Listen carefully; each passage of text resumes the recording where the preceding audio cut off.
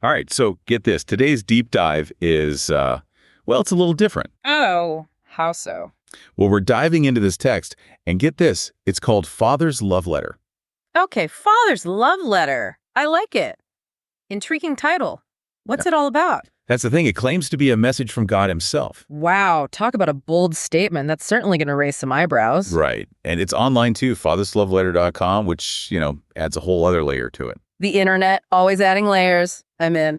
So are we talking about like proving or disproving this letter? No, not at all. This is about looking at how this Father's Love Letter uses language, the actual words and pictures it paints to really hit you in the feels. I'm with you analyzing the text, not necessarily endorsing its claims. I like it. Right. So from the very first line, it's like, bam.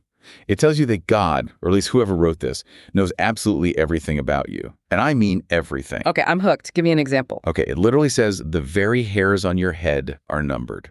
Whoa, okay, that's pretty specific. And I can see how that would be powerful. It speaks to that deep desire we all have to be seen, to be known, for someone to really get us. It's like it's saying, hey, even before we get started, just know that I see you, every single part of you. Exactly. And that can be incredibly comforting for some, like this feeling of being completely understood, accepted. On the other hand, it could also feel a bit intense for others. Oh, totally. Like how much of myself do I even want to believe is already known? Yeah. Makes you think. Okay, so then the letter, it dives into this whole idea of identity and having a purpose, right? Oh, absolutely. It builds on that idea of being known, but then it takes it a step further. Like it says, point blank, you were not a mistake. Whoa. It's almost like it's anticipating those feelings of being lost or wondering what you're even doing here, It's like a direct response to those existential questions we all have at some point. And it goes even deeper, using this really powerful imagery of creation. That line, it says, I knit you together in your mother's womb. Okay, yeah, now that's some strong imagery. You're not just born, you're like carefully crafted. Exactly. It's like saying you were intentionally brought into being. There's a reason you're here. And it doesn't even stop there. It takes it even further with, I have chosen you. Chosen. Like out of everyone and everything. That's the kicker, right? Chosen implies a plan, a purpose. You were selected for a reason. So it's not just about existing. It's about recognizing that your existence has meaning. Which I've got to say is something a lot of us are searching for, wouldn't you say? Big time. It's one of those universal questions, what is my purpose? Why am I here? And this text jumps right into that, offering a really specific answer. It does. And it's interesting how it moves from this really personal, I know you kind of energy to this bigger conversation about like purpose and meaning. Yeah, it's like it starts with a whisper and then slowly builds into this huge, powerful statement about your place in the universe. And it does it all while still maintaining this sense of intimacy, Right. Like it's still a conversation, even though it's with these huge cosmic ideas. Uh-huh. Okay, so speaking of big conversations, this next part of the Father's Love Letter is where it really leans into that whole dad thing. But not just any dad.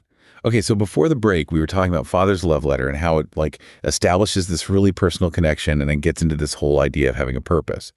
But where it gets really interesting is when it starts talking about God as your dad. Yeah, it's definitely intentional. It's like instead of using this big, distant term like God, it's like, nope, he's your dad. Right. But it's not just any dad, is it? It's like very specific. Totally. It goes on and on about how much this father loves you, how he's always ready to forgive you, like no matter what you've done. It's kind of sweet, actually. Like he's going to throw this huge party, the biggest party heaven has ever seen just because you're his kid, Yeah. It paints this picture of like pure, unconditional love and acceptance. Which, honestly, could be amazing for some people. Maybe even healing, But for others, I don't know, it might not land as well. Oh, for sure. I mean, think about it. Someone who had a really great dad growing up, they might read this and be like, yes, exactly. It just like reinforces what they already believe about God. But for someone who, say, didn't have a dad or had a bad relationship with their dad. That could be a totally different story, right? Right. It could even be painful for some. Like imagine growing up with a dad who was never around or worse, was abusive. And then you read this letter that's like, God is this perfect, loving father. Yeah, it could bring up a lot of baggage, for sure. It makes you realize how complex this whole thing is, right? Like trying to use one image, even an image as powerful as father, to describe something as big and unknowable as God. It's tricky. Trying to fit the ocean in a teacup, maybe. Exactly. And this tension between like the universal and the personal, it comes up a lot in religious texts, I think. Trying to speak to everyone's experience at the same time is impossible. Which makes you think, this father's love letter, it's not really meant to be the final word. It's more like the start of a much bigger conversation. 100%. A conversation about our own experiences, our own beliefs, What does Father even mean to us? And how does that shape how we understand God? Okay, so we've got this super personal, almost intimate portrayal of God as a loving father, right? But then the letter, it takes another turn.